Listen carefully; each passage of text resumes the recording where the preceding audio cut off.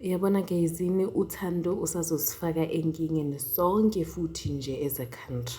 Sanibonani and welcome to Celebrity Life from Mzansi, and I'm your host, Miss CLM. If it's your first time, please hit the subscription button and the notification bell for the next amazing update. Gayizini, if you remember on the previous video, angithi simbonile uthando ethi yena akasafuni sekafuna idivorce, akasafuni usiyacela, uphinde futhi wabiza nabantu abadala abomama ukuthi babiza abantu bakibo ukuthi bazomlanda nana cause drama. Hayi ngempela bafika abantu bakaButhando, sikhuluma ngoma wakaThando, sikhuluma ngabobhuti or abomalume bakaThando bafikile.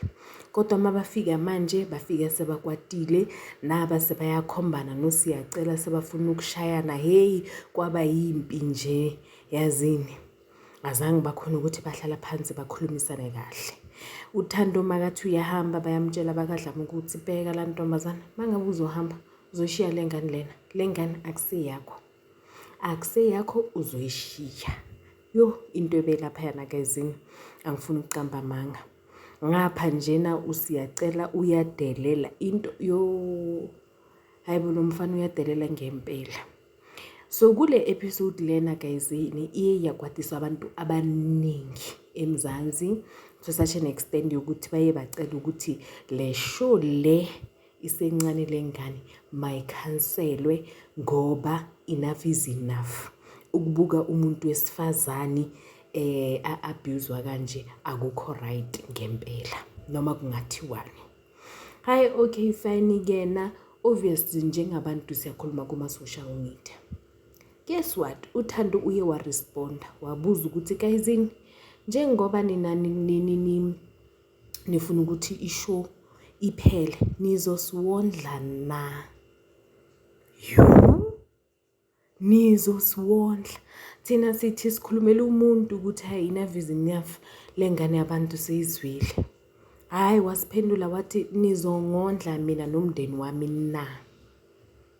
Ene futhi abomama bakaDlama ngabashilo bathi hayi uThando uyasikwatisa, uyidrama queen nje, angeke azahamba, angeke azamshiye usiyacela.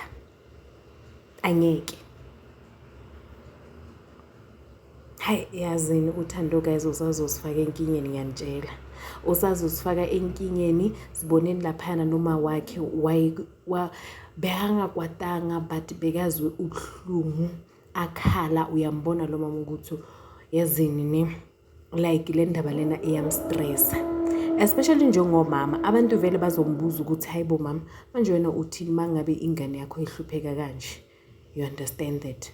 So mama Thando inhliziyo yakhe ibhlungu, naye uyambona nje ebusweni ukuthi akekho right nje.